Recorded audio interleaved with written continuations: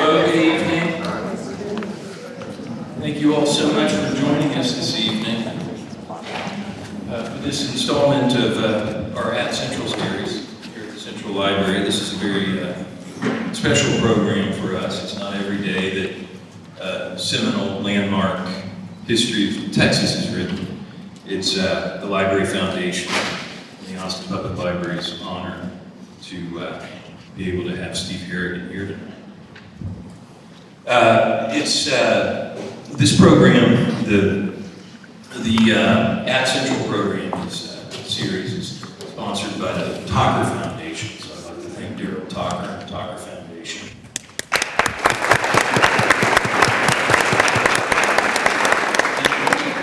This evening's program in particular represents a continuation of a fruitful partnership between the Library Foundation, the Austin Public Library, and the University of Texas Press. We have worked with the UT Press now on a handful of programs, and they've all been wonderful. I'd like to thank the UT Press, and I'd also like to thank the Leberman Foundation for the key support that they have provided, not only for this evening's event, but for that partnership in particular.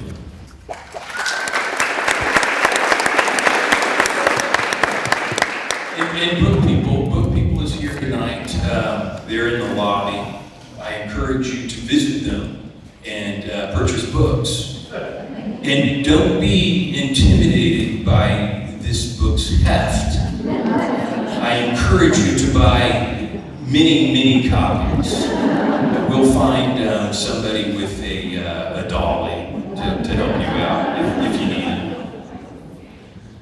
My name is Tim Staley. I'm the Executive Director of the Library Foundation. And the Library Foundation is the nonprofit support organization for the Austin Public Library. We raise money for the library, we provide programming for the library, and generally promote the well-being of the library. You can certainly assist us in this effort by becoming a member of the Library Foundation.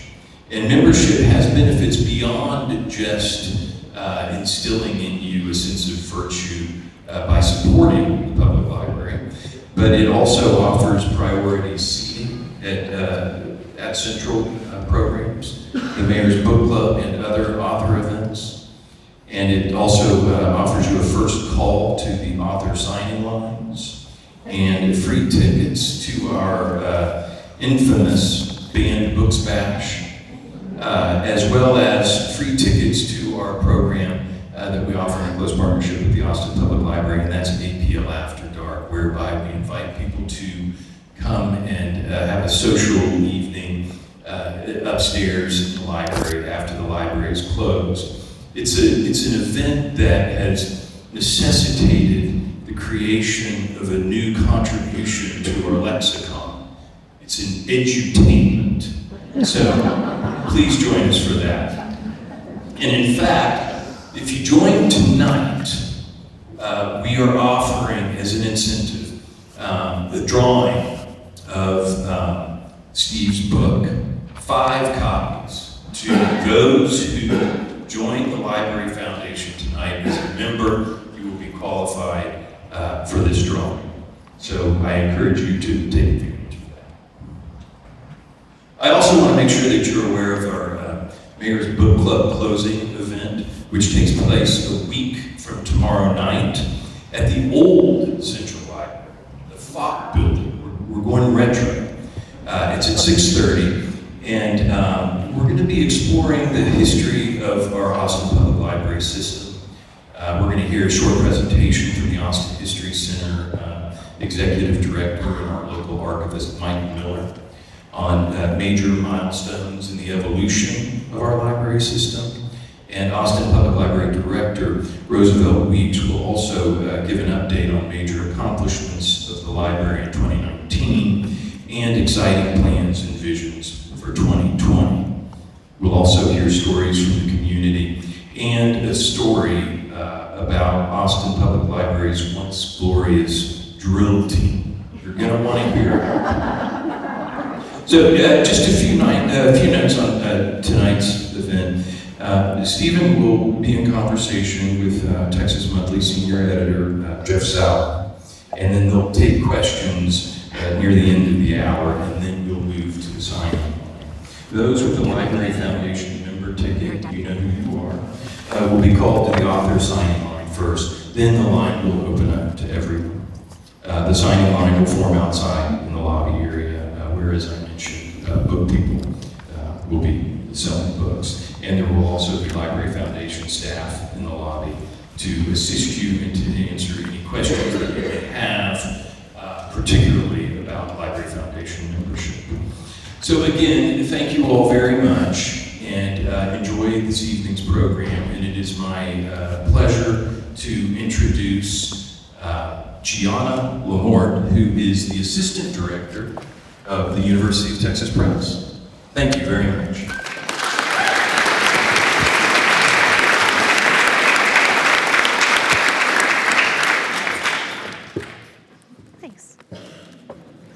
Hi, thanks everybody for coming out. We have been doing events here for almost a year, I think. I think we've done 4 or 5, and it is always so special. We don't let a moment go by where we don't know we're lucky to be here in this gorgeous building and doing these events. Tim has been so great. Cecily's in the back. Thank you so much. Book People is here. Tim mentioned that you should definitely buy a lot of this book. I have a staff, raise your hands back there. They'll carry your books out. They're just learning this and they're really excited about it. But thanks, friends of the library, Tim and Cecily. We've enjoyed working with you so much. I'm going to introduce Steve in a minute, but I wanted to say something about Steve. He's been on a tour. I think he's done 7, 8 dates. It probably seems like 20, 30. He's feeling it, but he has been a trooper. We are absolutely lucky to have him on our list as part of our family now. We cannot thank you enough, Steve. You've been fantastic. I have a list of authors that we worked with that haven't been, and I'm going to read those names now. All right, I'm going to get on with this. Jeff Salamon is here. He is a deputy editor at Texas Monthly, who previously served as editor at The Village Voice, the Austin American Statesman. His writing has appeared in the New York Times, Rolling Stone, Spin, Details, and Art Forum.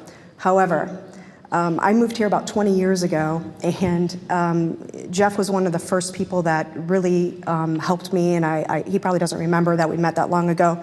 And when I first started at UT, he embraced us, and he's helped us to this day, so thank you so much, Jeff. Steve Harrigan, this guy that you came to see and hear, has devoted much of his life to exploring and explaining Texas, ever since his family crossed the Red River from Oklahoma in 1953. He's the author of numerous works of nonfiction and fiction, including critically acclaimed novels, A Friend of Mr. Lincoln, one of my favorite books, Remember Ben Clayton, and the New York Times bestseller, Gates the Alamo, first book I read when I moved here 20 years ago. He is a long-time writer for Texas Monthly and an award-winning screenwriter who has written many movies for television. It is a really great privilege to introduce Steve and Jeff. Thanks so much.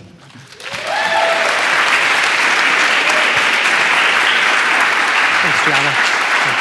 Thank you for those nice things. You feel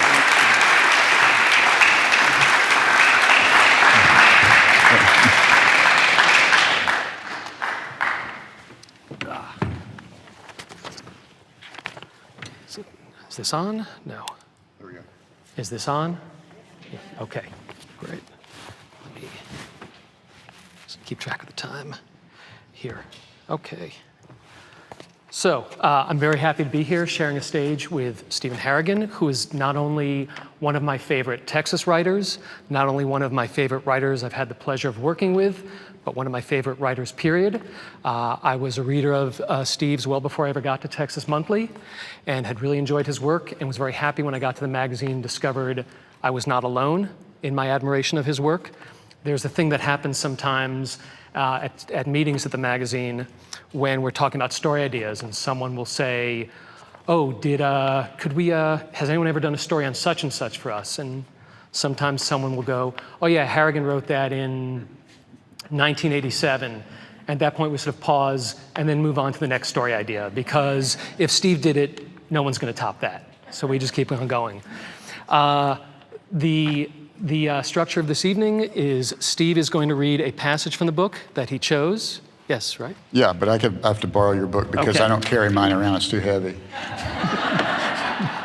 I have actually, believe I've got it there for you. So Steve, sorry, you can take off the dust cover if you want. Steve will read a passage from the book, and then we'll discuss that passage a little bit, and then we'll pull out and do more general discussion of the genesis of this book and the process of putting it out. And then we will open the floor to questions from the audience. And please ask us questions. These events are always a lot more fun when it's a conversation between a whole room, not just two guys sitting on stage. Great. Well, thank you everyone for coming. Thank you to the Library Foundation, to the library itself, to Tim and Cecily, and to UT Press, as Gianna said, my new family. It's been such an honor to be published by this great publishing enterprise, and they've done such a spectacular job with this book. And Jeff, speaking of spectacular, is one of the greatest editors I've ever worked with. He's edited me for what number, like 30 stories probably at Texas Monthly, and there's nobody better. I was asked to read a brief passage from the book, and I will. And I have to set it up a little bit. It takes place in 1860, in the winter of 1860.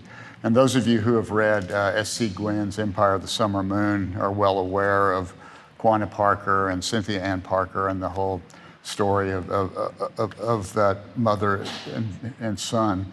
But this is a passage where Cynthia Ann Parker was a 9-year-old girl and was living in a place called Parker's Fort a month after the Battle of San Jacinto over by the Navasota River. And she was, her family's compound called Fort Parker was attacked by a group of Comanches and Kiowas, and it was a brutal assault in which many people died, and Cynthia Ann and several other people were captured by the Comanches.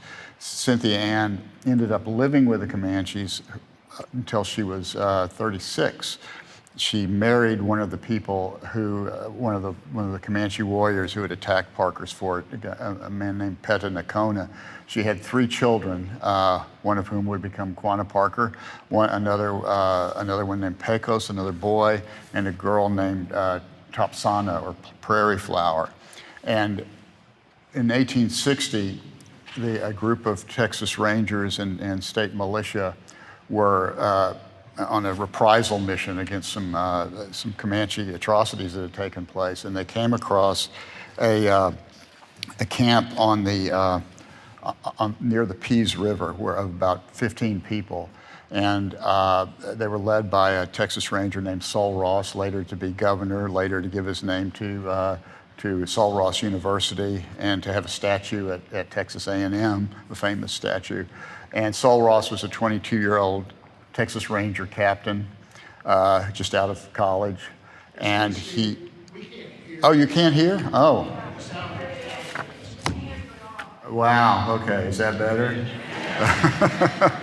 All right, how far back do I need to go? I'm going to set this up really briefly again.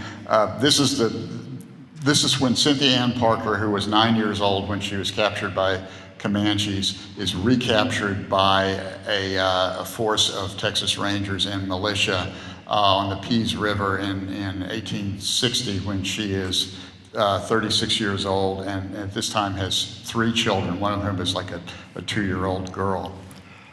In the telling of Sol Ross and in the minds of white Texans, Cynthia Ann Parker had been rescued. But the truth was that she had only been captured once again, savagely torn from her Comanche husband and her 2 Comanche sons, just as she had been torn from her Parker family. In both instances, she was forced to undergo a traumatic rebirth. The first rebirth was far more successful than the second one. Her transition from 9-year-old white girl to Comanche wife and mother had been complete. She couldn't go back. Cynthia Ann was taken home, though there really was no home to go to. Parker's fort was abandoned. Her father had been clubbed and scalped before her eyes in 1836. Her mother had died in 1852, still grieving her missing child. Cynthia Ann and Prairie Flower, that's her daughter, went to live with Cynthia Ann's Uncle Isaac on a farm near Fort Worth. But over the next 10 years, they were passed from one family member to another. Cynthia Ann was treated kindly by her relatives, but with a kind of pitiable bewilderment that she could not find her place again in their world. She had largely forgotten her native language and was oppressed by the confinements of houses and rooms. She insisted on sleeping on the floor, on the buffalo robe she had been wearing when Ross's men attacked. She was still very much shaken by what she had experienced, by the massacres at Parker's Fort and on the Pease River, and by who knew what else in the unrecorded years between. She tried to find some degree of solace by kindling a fire on the open ground and staring up at the sky. But in the accounts left behind by family members, there was only one moment when she seemed to come alive. That was when her uncle invited to the house a former scout who had been a Comanche captive and knew the language. When she heard the man speak Comanche, he recalled, she sprang up with a scream and knocked about half the dishes off the table. She was desperate for news of her two sons, but the man had none. My heart is crying all the time, she told him. There was no respite. Prairie Flower, her daughter, died of brain fever when she was 9 years old. Cynthia Ann mourned in the Comanche way, taking a knife and slicing her own arms and breasts, bleeding into the earth. She did not live much longer, dying of an unknown cause, probably around 1870. Among the most searing photographs ever taken in Texas is the one that was made of Cynthia Ann and Prairie Flower in a Fort Worth studio in the spring of 1861, only a few months after she was captured by Saul Ross and his men. In it, Cynthia Ann does not so much look into the camera lens as face it down. She is a strong-looking woman, broad, muscled, with big hands. Her face is wide and flat. She wears a bandana and a calico dress. The dress is unbuttoned, folded back on the right side where Prairie Flower is nursing at her exposed breast. Her dark hair is chopped short just below her ears. There is no expression on her face, absolutely none, which makes the image that much more incalculably sad. It is the portrait of a shell-shocked woman who has no understanding of where she is or why she is there, only that wherever it is not home. Ross inflated the killings at the Pease River into the great concluding act of the frontier, the final battle between savagery and civilization. The great Comanche Confederacy was forever broken, he wrote when he was governor. The blow was decisive. Their illustrious chief slept with his fathers, and with him were most of his doughty warriors. But the illustrious chief of the Comanches had yet to rise, and he was the son of Cynthia Ann Parker.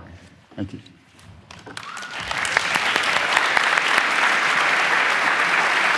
Great. Thanks. Okay, I am none too practiced at using microphones. Can you all hear me okay? Okay, great.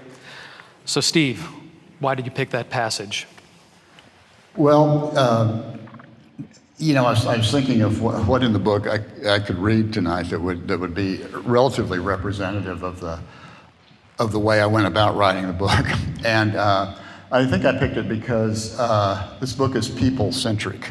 I mean, it's one of the goals. The main goal I had was to make the book compelling and fun to read, and the only way I know to do that is to write about, the individuals who make up the story of Texas, and to try to write about them with as much intimacy as I could manage, and to try to put you in that place and time as vividly as I could. So that was, I thought that was a relatively, to toot my horn, successful passage about Cynthia Ann Parker. Right. I mean, one thing I really liked about this passage, which I read, again, after you decided that's what you wanted to read, there's actually a few paragraphs before what you read where we get some action.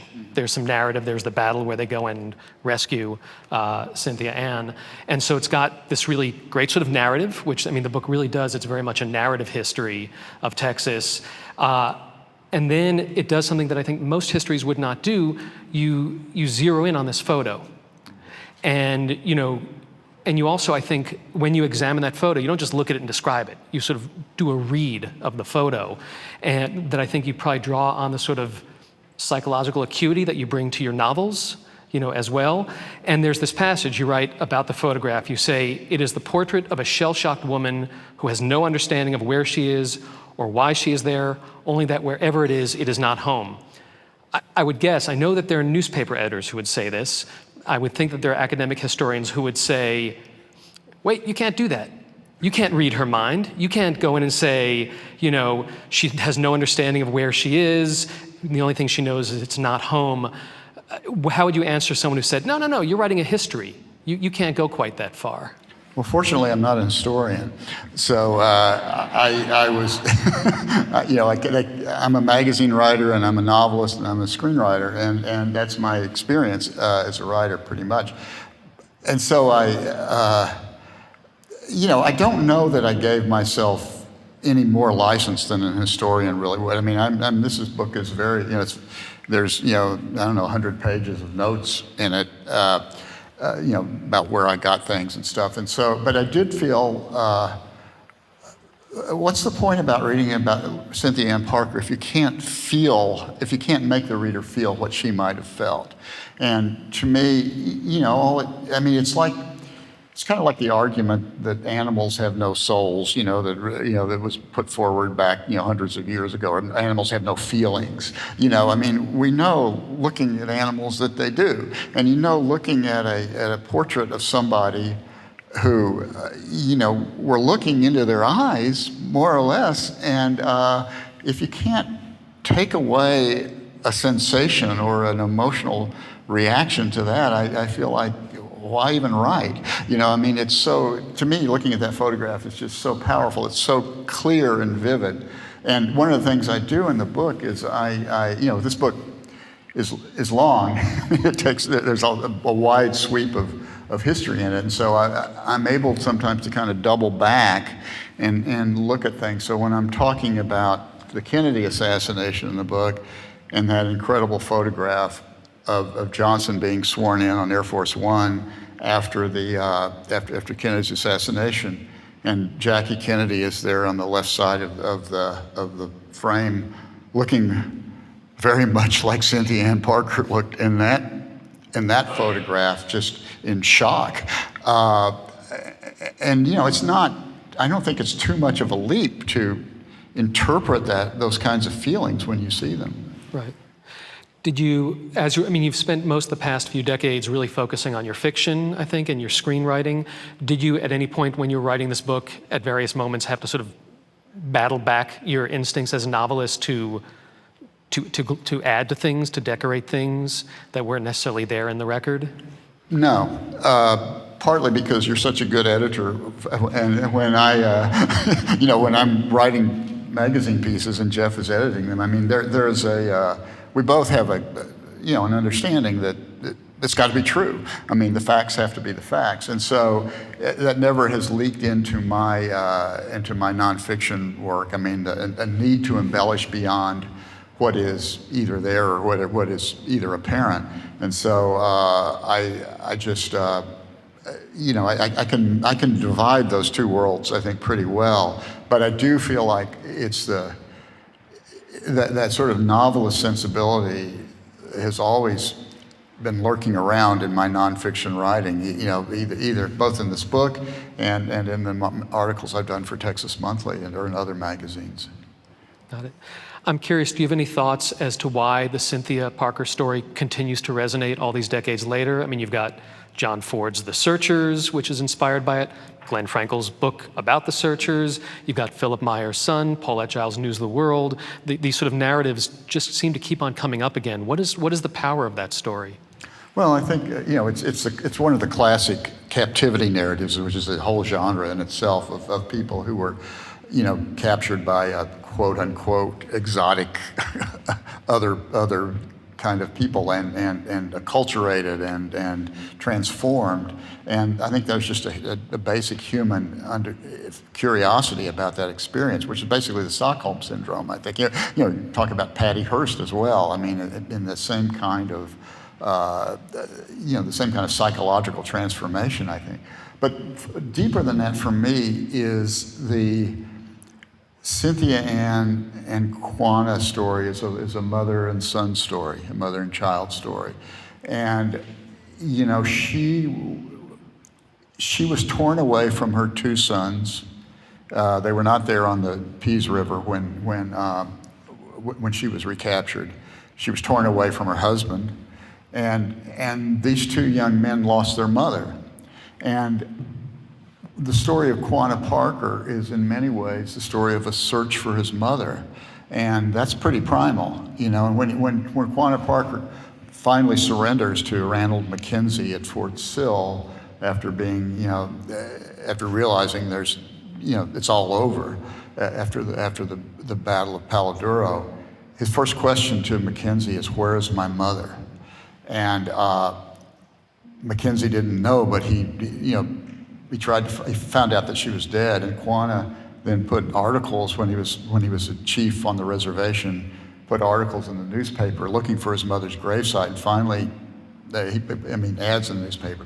And they finally found it, and he had her bones moved from Texas to Fort Sill, and they're buried together today on the Fort Sill Cemetery. So to me, that's there's a kind of closing of the loop of a mother and son searching for each other. Okay. So I'd like to pull back now and sort of talk a bit more generally about the book, how it came about, how you went about writing it. So it's my understanding that for the last 4 or 5 decades of your life, you've been consumed with one overarching desire to someday write a 1,000-page history of Texas. Do I have that right? You have that absolutely wrong. This was not my idea. I would never have been so foolish as to come up with this idea for myself. It was Dave Hamrick at UT Press had this vision, and I don't think that's too large a word, that there needed to be a new history of Texas. I don't know that he thought it needed to be 1,000 pages long, but he came to me and asked if I would be interested in writing it, and it wasn't something that initially made any sense to me, because as I told you earlier, I thought maybe he should get a historian to do it. But I began to be obsessed by the idea, because I realized that, we moved to Texas when I was 5, my family, and that was a long time ago. That was 1953. And I've lived here all my life since then. I've written 2 historical novels set in Texas. Every piece I've done, particularly for Texas Monthly, has in some way or another been about the past or wanted to be about the past. And I've lived through a lot of Texas history. I've seen a lot and met some people. I once met Lyndon Johnson when I was a 14-year-old kid, and he signed an autograph for me with the first felt tip pen I'd ever seen. He had a special pen, presidential pen. So I began to think, why not me? Why, if they want me to do it, why should I hide from that? And so I said yes, and then I panicked, and then I wrote a few pages, and then I panicked some more and wrote a few more pages, and eventually I started to feel not so much like a fraud, not so much like an imposter, but this was something that I could pull off. So you agree to do it, and where do you start? Do you research and write the book in chronological order, or did you jump around? I wrote the book well, let me say this. I wrote the book, I'm not sure it's exactly in chronological order because it takes a few detours here and there, but I wrote the book from beginning to end.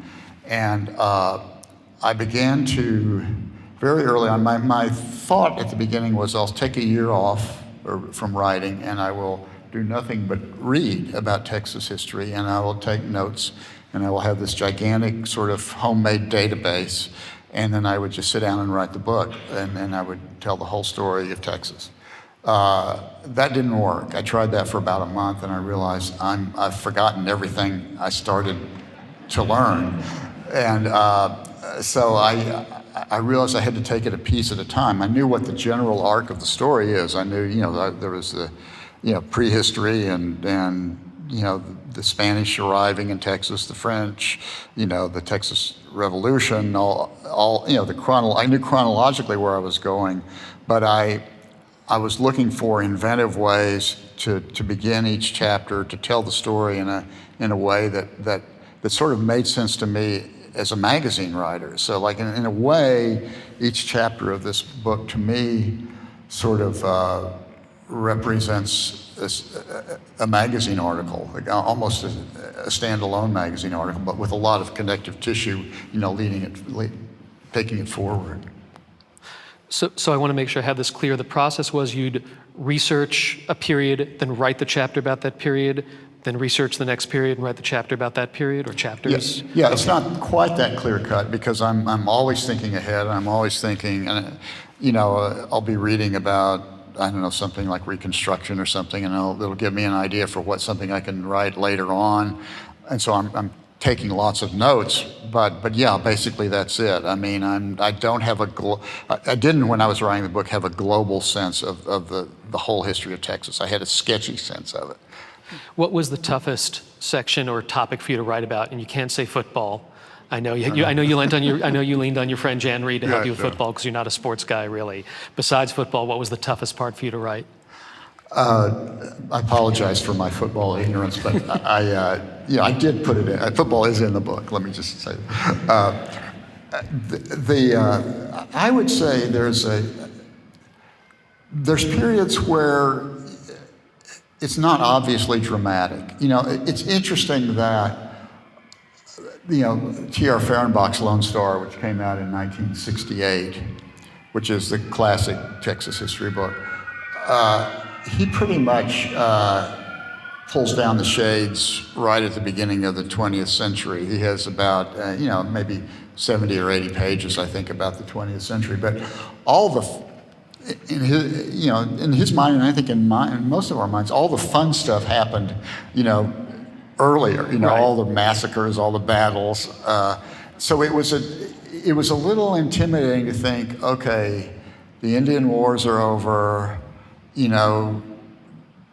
I'm going to be writing about the Farmers Alliance, or I'm going to be writing about the beginning of the Texas Railroad Commission.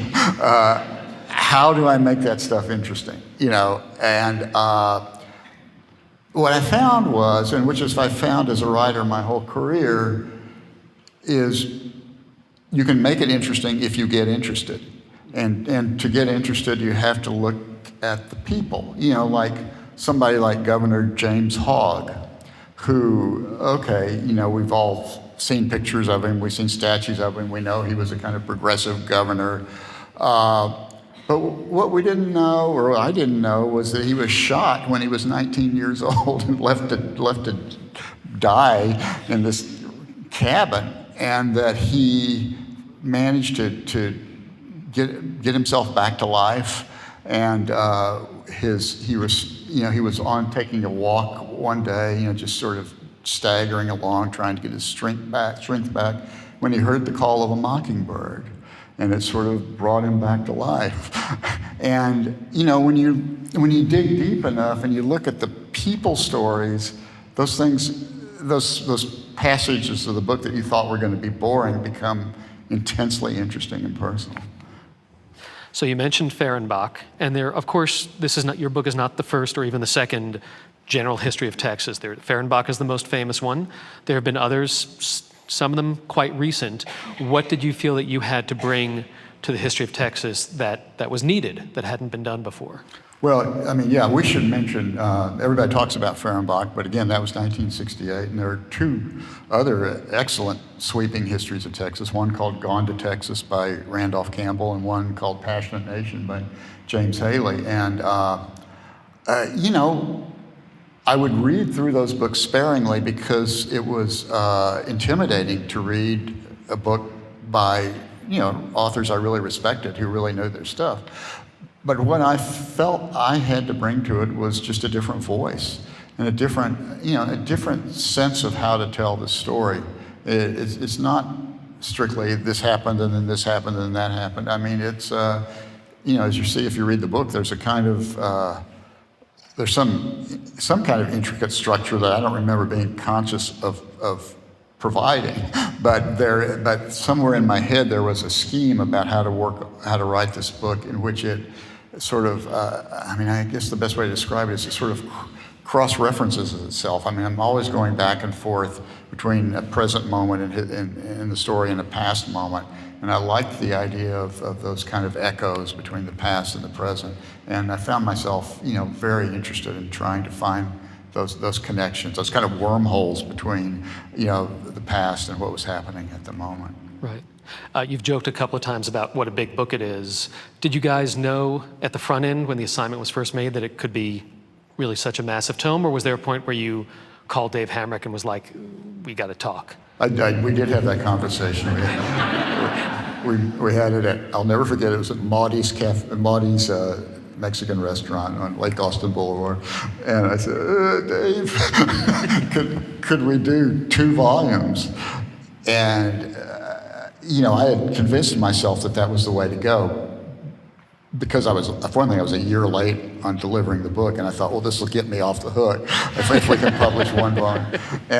And Dave, to his credit, said, no way, this has got to be a 1-volume book. And I said, it's going to be really long. He said, I don't care, and I think he's right, because if the first volume had come out and nobody liked it, it would be really hard to write that second volume knowing that it was headed for the shredder. Well, I can't imagine nobody would like it, but I could imagine, like you said, the stuff people are immediately interested in is the 19th century stuff. Right. And where would you split, if you did in 2 volumes, where would you have split it? Well, my plan was to start the second volume with Spindletop in 1901, which makes perfect sense. But I like that it's 1 book. People don't like that it's so heavy, it is, but it's lavishly illustrated, which is one reason it's so long. And Dave and Chuck Bailey, who did the photo research, did a fantastic job of creating lots of images that I think help pull the reader along as well. I mean, one of the images is that photograph of Cynthia Ann Parker I just described. Yeah, I'll just give a straight up plug for UT Press. They tend to put out, for an academic press, they put out absolutely beautiful books, and this one is really no exception. So when we first talked about the book... Yes, absolutely. When we first talked about the book, it was not out yet. It was about to come out. We were doing some work ahead of time. The book is out now about a month and a half. Tell us what kind of reception you're getting for it. Well, it's been great. I mean, it's, you never know when you publish a book whether you're just throwing it down a well or not. But, partly due to Dave Hamrick's vision. I mean, I had no idea how much people were craving a history of Texas. And because I think, this is not any accomplishment of mine. It's just there's some kind of void and people want to hold in their hand, I think, a comprehensive history of Texas. So it's been selling very well, and the reviews have been very good, and I'm very happy about it.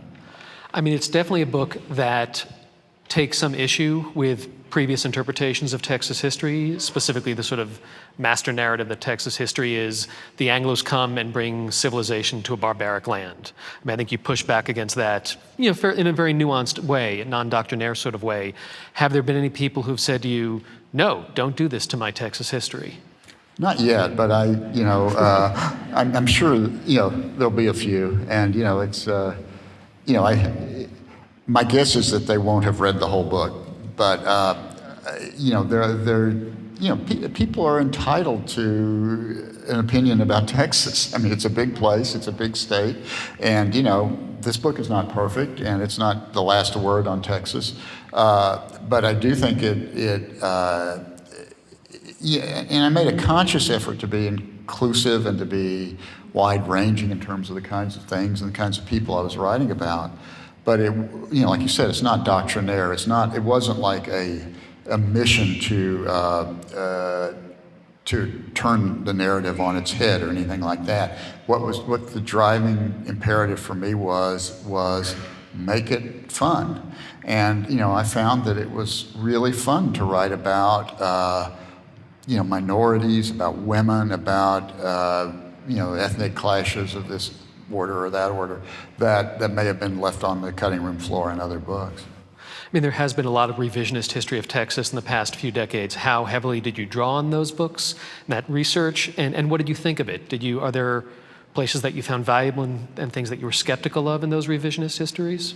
Well, yeah, there are some books that you're skeptical of, but a lot of those, I'm not sure I'd call it revisionist history. That word revisionist has a sort of taint in some circles, and I think it's just the truth. I mean, it's like looking under the hood a little bit more, and there are books like a book that I didn't get to read before my book was published, called "The Injustice Never Leaves You" by Monica Munoz Martinez, which is extremely an important book about all the violence along the Rio Grande during the Mexican Revolution, perpetrated a lot of it by Texas Rangers and Anglos.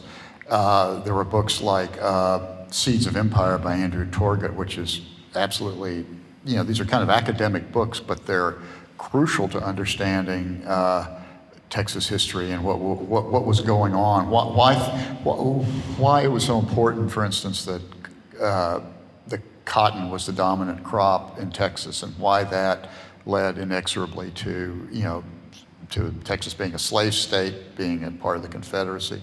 There are a number of books that written in the last, 5 or 10 years that I found really important. Gotcha. I'm sure people must ask you about the title of the book, which is a very unconventional title for a history of Texas. Tell me a little bit about how you came up with that title, if there was any pushback, if there were other titles that were considered. As you can see on the screen, here's a quote from George O'Keeffe on the cover of the book. "I couldn't believe Texas was real, the same big wonderful thing that oceans and the highest mountains are." I was desperately in need of a title, and T.R. Fehrenbach had taken Lone Star. James Michener had taken Texas. There were I went through every song, every poem ever written about Texas, looking for something that would be relevant and interesting, and couldn't find anything. But I did I read through a lot of letters, and one of the letters was from George O'Keeffe to a friend on the East Coast when she was a young art teacher in Panhandle, and she wrote this letter, and I was struck by the tone of it, and I sent it to. I had a list of titles, none of which were any good except this one, and I sent it to the folks at the press, and everybody seemed to respond to that one, and it was really it really grew on me. I went to Canyon where she lived, and you can still go to her house. You can't go inside, but you can go pull up to the curb, and you can see the house that she lived in with a dormer room on the second floor that was facing east, and she would get up every morning and see the sun coming over Palo Duro Canyon and the plains, and she painted a series of paintings called Light Coming on the Plains, and you felt, looking at that house, just standing there on the curb, you felt this wonderful sense of excitement and beauty that she must have been feeling as a young painter in Canyon.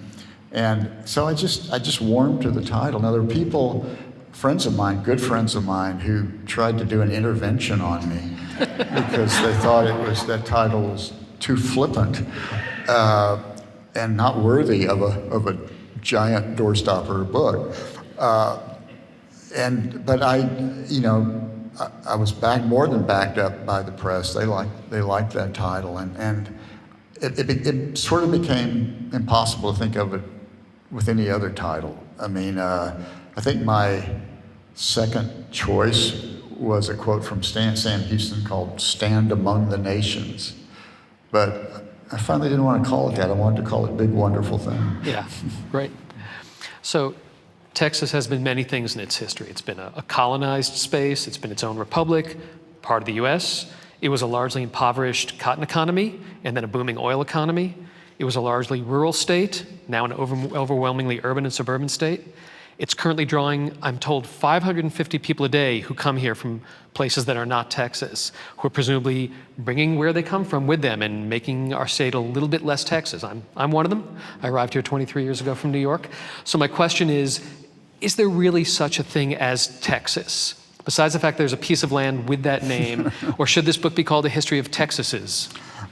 It's a really good question. And one of the preoccupations I had while I was writing this book was I kept thinking to myself, why is there still a Texas?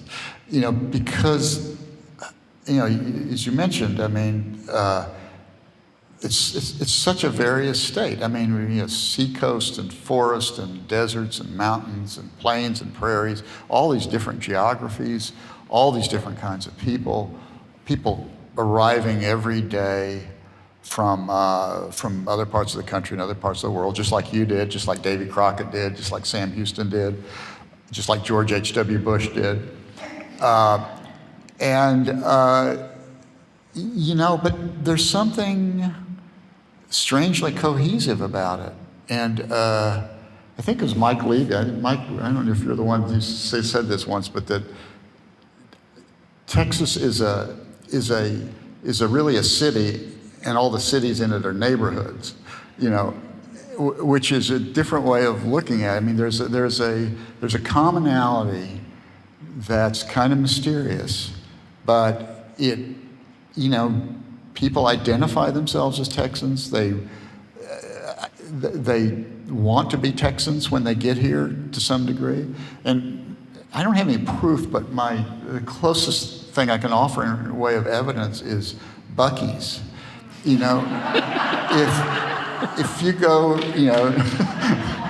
Buc-ee's, and for one thing, it's just on the face of it, it's a maximum impact Texas statement. We have more urinals than anybody in the world. We have more gas pumps than anybody in the world. But you walk in there, and there are shelves and shelves and shelves of Davy Crockett mugs and coonskin caps and license plates saying, "Thank your lucky stars, you live in Texas," and all this stuff. And the difference is, you can go to like New York or San Francisco, and you can go to a souvenir shop and you can buy a replica of the Empire State Building or the Golden Gate Bridge snow globe or something. But those are tourists who are buying those things. Right. Texans are buying that junk in Buc-ee's.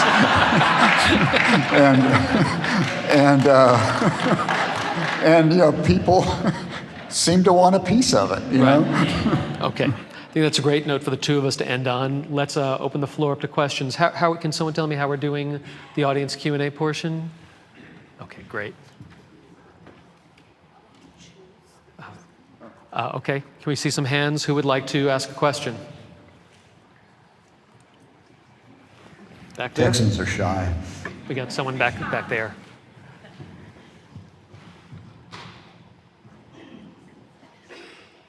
In doing your research for the book, was there perhaps maybe a dark part of Texas history that you chose to write or not write about?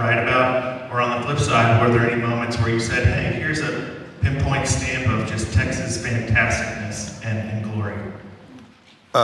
There are plenty of dark sides, and if you read the book, you'll read a lot about massacres and in particular lynchings, which are, there was a horrific lynching in Paris, Texas in 1896, I think. That is just so horrible to read about, and it really drives home the sense of how savage human beings can be, and what's so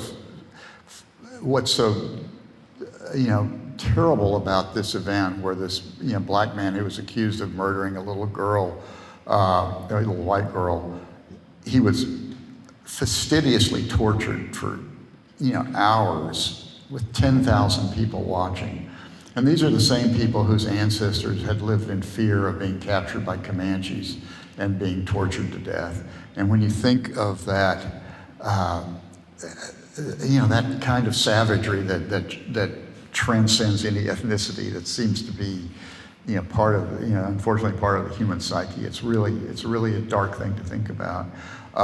There were, lots of happy moments. I mean, the funnest moment for me was writing about Old Rip, who was, for those of you who don't know Old Rip, he was a personage in Texas history, but not exactly a person, because he was a horny toad.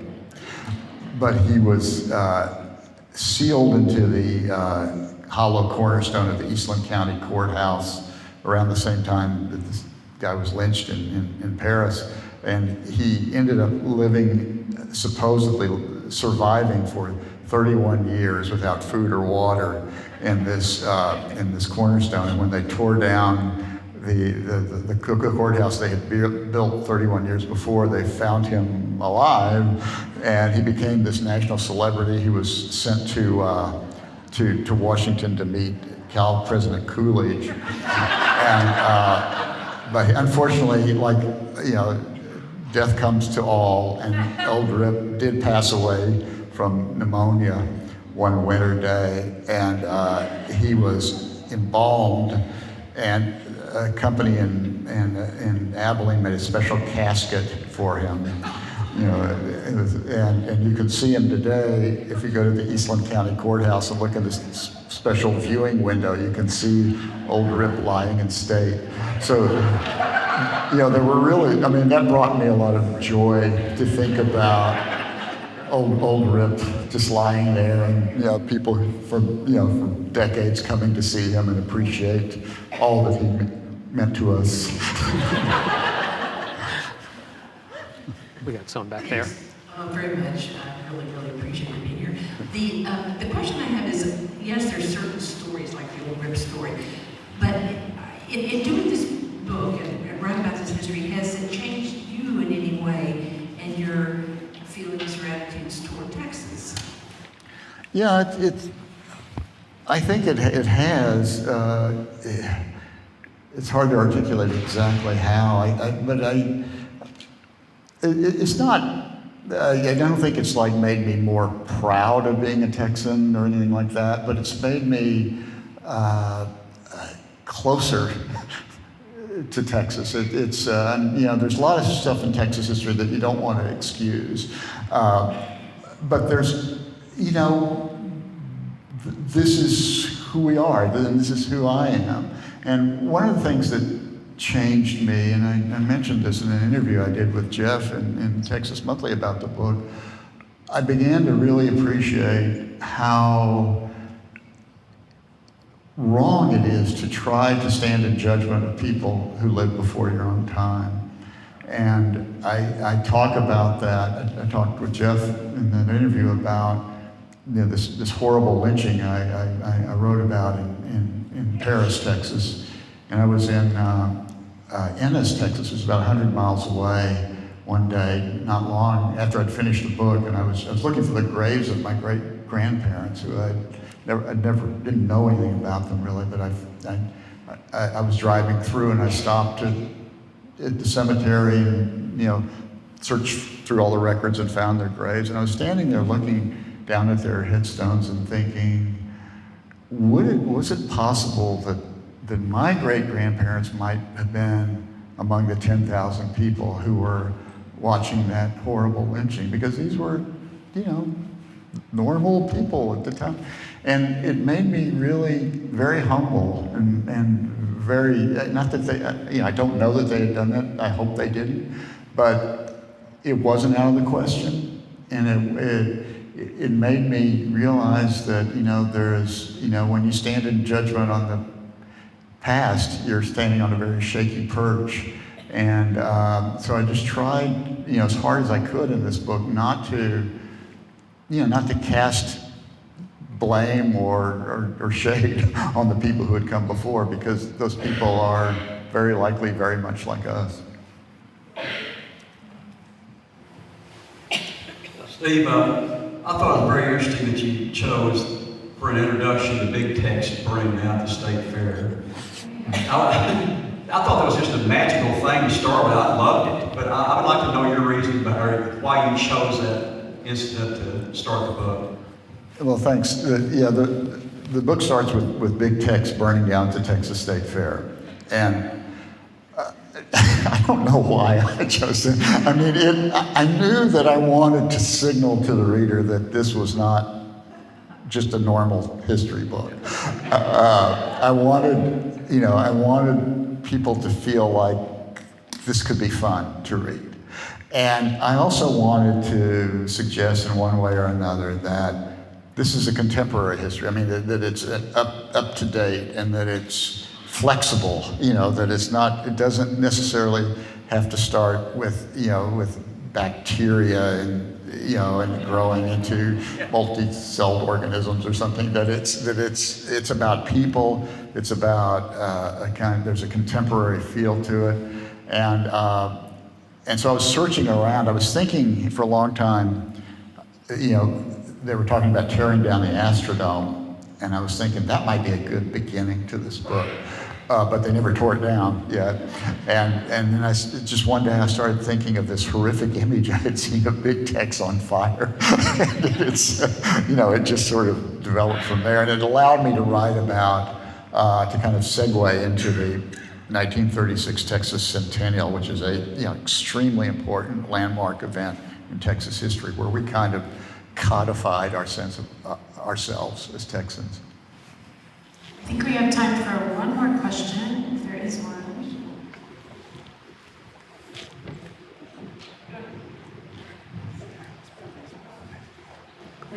Well, thank you for being here tonight, first of all. And Thank you. I have read that title, and at first my husband and I said that it's a little awkward, but the more you read it, the more it takes a passion on. And so I really like the title. But one thing of this big, wonderful thing, Texas, I was just curious, what is your favorite place in Texas? Ooh, well, there's the Austin Public Library.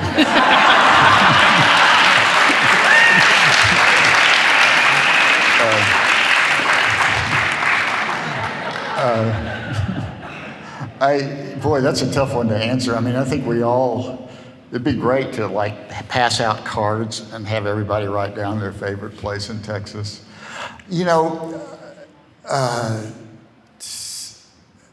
When I was 10, we moved from Abilene to Corpus Christi.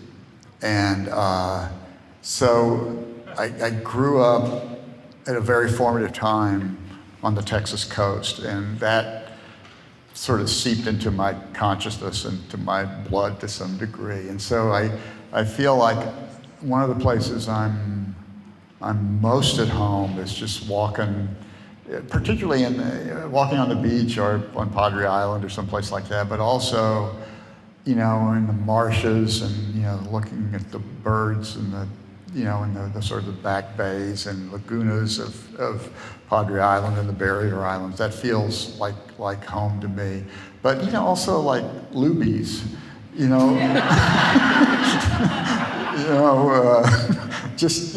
there's just so many places have this emotional call to me. And, I think we're all that way there. There are things in Texas that fill you with awe, like stand at the Pecos High Bridge and look out at the Pecos River, coming down to the Rio Grande, and think about all the pictographs that were there, some of them 4,000 years old, painted by people we'll never understand or never know really who they were. And then there's Buc-ee's. It's just, there's just such a variety of experiences in Texas or any place. And I think a lot of it has to do with when you encountered something, what your state of mind was at the time, how, what you were thinking about, how old you were. Another one, I hate to be obvious, but the Alamo has a, completely magnetic effect on me. I've been to San Antonio, 2,000 times. I'd never go there without standing in front of the Alamo and just looking at it and thinking about it and, wondering about it and wondering about, the people who were there, not just during the battle in 1836, but, the Native Americans who were mission Indians there and the Franciscan friars and, there's just so much history that, one of the striking, not to go on forever, but the striking thing about Texas to me is there's 500 years of recorded history. In 1519, the first Spanish expedition to record anything about Texas was cruising along the Texas coast and drew maps and made observations. It didn't come ashore. That was literally 500 years ago. But they think now that history goes back in Texas 16,000 years. So there's 15,500 years of history we'll never know, can never capture, and I'm haunted by that. And if I could, I would go backwards in this book and write the history of that prehistory. Cecily's going to break her word and allow one more question, I believe. Thank you, Cecily. You said a lot that you really want to make Texas history fun. And I grew up in Victoria, Texas, and history was not very fun in 7th grade Texas history class. And we got force-fed the story about LaSalle and his shipwrecks. But then you write about it, and it is hilarious. Like all of the vanity and ego and the what people say about each other behind their backs. I like the part where you say that LaSalle said that people with different opinions are like lice upon his gown. And so how hard is it? How many revisions do you have to do to find those funny little bits of human hubris that really make it feel juicy and alive, so it's not the same old stuff we got in history class? Well, thank you. People kept asking me, did you have help writing this book? Do you have an assistant? Do you have a researcher? And no is the answer. And I kept asking myself, why don't I? Because it would make it a lot more, theoretically, make it easier to pull off. But I don't know that anybody could find those little things that I'm looking for. I mean, it's so eccentric what I'm trying to discover. And so I just read, diaries, journals, books, look, and whenever, it's partly, Jeff and I are both magazine writers, and it's just, you're looking, your ear gets attuned after a while to a good quote. You're always, you're interviewing somebody, or you're reading about something, and you're trying to figure out a way to make a transition in a story, and you hear a quote, and that helps you sort of get to the next paragraph and helps the reader follow you. So it's just an instinct, I think. By the way, Victoria is one of the most fascinating cities in Texas. And if you, do we have a moment for me to tell this one story? I went to Fort St. Louis, which was the site of LaSalle's doomed colony. And I was very interested in this woman named Isabel Talon, who was one of the colonists with LaSalle who came here with her husband and 5 children. They came to the colony on Matagorda Bay. And long story short, pretty much everybody got killed at Fort St. Louis by Caracuas. And after the colony was overrun, the Spanish, who were desperate to find this French colony and get rid of it, found the remains of it. And they found 3 skeletons, one of which had a blue tattered dress still clinging to it, and that was Isabel Talon. And there was a guy named Juan Bautista Chapa on that Spanish expedition who was so moved by the sight of this skeleton that he wrote the first poem that I can find that was ever written in Texas about her, about this beautiful French woman. And I was at the Museum of the Coastal Bend in Victoria just after I visited Fort St. Louis, or this really mosquito-ridden site, and they were showing me some of the artifacts, and I said, "Do you have anything that belonged to Isabel Talon?" And they took me into the back and pulled down this box and opened it up, and there was her skull a dent from a Quranquil war club. And that is, boy, that's history.